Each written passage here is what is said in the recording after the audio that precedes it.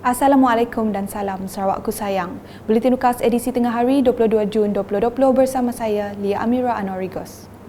Tumpuan berita. Sepanjang 3 tahun ini, Unit Keselamatan dan Penguatkuasaan Negeri UKPN telah bertindak cemerlang dengan menjadi organisasi penting dan bertanggungjawab melindungi kepentingan dan menjaga keamanan negeri.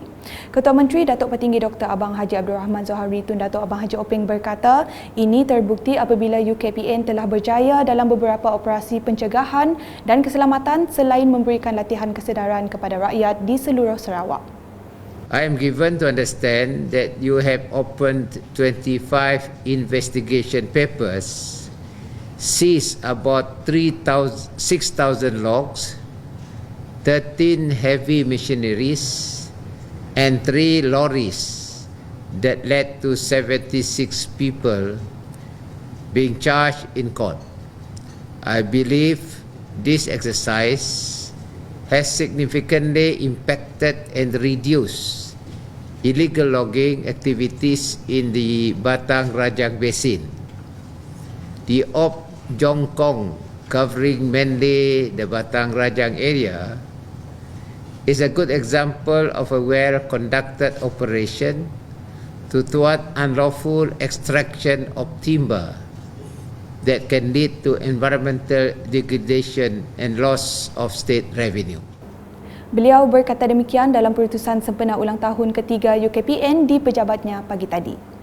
Dalam perkembangan sama, Datuk Petinggi Abang Zohari juga turut meminta setiap pegawai dan kaki tangan UKPN mempertingkatkan kemahiran, menerusi latihan bagi mempersiapkan diri dalam bidang tugas yang lebih mencabar pada masa akan datang.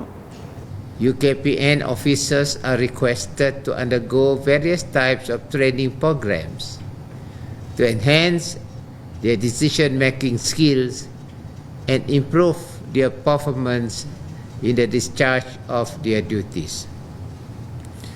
To further upgrade competency, the command training course is very much in order in the future to give officers better grasp of the finer points of imparting effective command during operations, as well as improving their leadership skills, particularly when collaboration and operation with other agencies becomes necessary.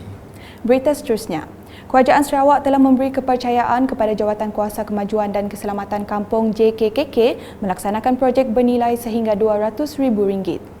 Timbalan Ketua Menteri Datuk Amar Douglas Ugah Embas ketika ditemui di Dun Bukit Saban pada Ahad berkata, projek secara gotong royong itu turut dibenarkan menggunakan khidmat kontraktor yang berdaftar dengan kerajaan. Beliau yang juga ahli Dewan Undangan Negeri Adun Bukit Saban menjelaskan, JKKK juga turut digalak mendapatkan bantuan atau khidmat dari agensi kerajaan seperti Jabatan Kerja Raya JKR dan Jabatan Pengairan dan Saliran JPS. Selain itu, tambahnya, JKKK diarahkan memohon Bill of Quantities seperti spesifikasi projek, tempat dan harga pembinaan projek bagi setiap pelaksanaan. Terdahulu, Datuk Amar Douglas meninjau ke beberapa tempat di Sepauh termasuk tapak cadangan projek fertigasi, masalah akibat air sungai, Bah, rumah Pinomina Kupa di Nanga Pauh Ulu Paku dan kerosakan jambatan rumah entry Tabakang. Di kesempatan itu, beliau turut berjumpa dengan mangsa kebakaran di Pekan Sepauh tahun lepas bagi meninjau kerja pembinaan lot kedai baharu. Selanjutnya, Kerajaan Sarawak menerusi Kementerian Kebajikan Kesejahteraan Komuniti Wanita, Keluarga dan Pembangunan Kanak-kanak sentiasa memastikan kebajikan dan kesejahteraan warga emas diberi perhatian yang sewajarnya. Menterinya Datuk Seri Hajah Fatimah Abdullah berkata, untuk itu Kerajaan Sarawak telah membina semula Rumah Seri Kenangan RSK Kuching. Katanya projek tersebut dijangka siap pada hujung tahun ini. Beliau berkata demikian semasa berucap dalam lawatan kerjanya ke RSK Kuching pada Ahad. Tambah beliau, Jabatan Kebajikan Masyarakat JKM Sarawak juga telah mewujudkan prosedur operasi standard SOP pengoperasian di setiap institusi negeri Sarawak bagi membantras penularan wabak COVID-19. Berikut pula, Hospital Bintulu bakal mempunyai sebuah blok bangunan baru bagi menampung jumlah pesakit yang kian meningkat. Timbalan Menteri Kesihatan II, Datuk Aaron Agodagang selepas mengadakan lawatan ke Hospital Bintulu pada Sabtu berkata, blok bangunan yang menelan belanja sebanyak RM400 juta itu akan menempatkan 250 buah katil. Dalam lawatan itu, Dato' Aaron telah meninjau sendiri bilik Clinical Research Center CRC dan wad perubatan bersalin yang sesak dan terhad pesakitnya.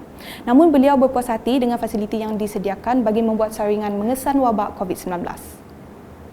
Dari Bintulu kita ke perkembangan di Meradong. Seramai 18 JKKK yang mewakili Rumah Panjang dan Perkampungan Melayu telah menerima sumbangan berjumlah RM19,000. Menurut Adun Meradong Datuk Ding Kuong Hing, dalam satu majlis ringkas baru-baru ini, sumbangan tersebut membolehkan penduduk di kawasan itu menjalankan aktiviti gotong royong tahunan. Datuk Ding dalam pada itu amat berterima kasih di atas keprihatinan Ketua Menteri terhadap penduduk di luar bandar khususnya di kawasan Meradong. Sekian bersama saya Lia Amira dan kru penerbitan. Ikuti laporan berita selanjutnya pada edisi petang. Dapatkan berita terkini Sarawak setiap hari dengan melayari portal ukas.sarawak.gov.my, UKAS Channel di YouTube atau melalui Facebook, Instagram, Twitter dan aplikasi Telegram Buletin UKAS. Sebagai penutup buletin, saksikan perkongsian mengenai makanan tinggi serat untuk amalan hidup sihat. Salam UKAS.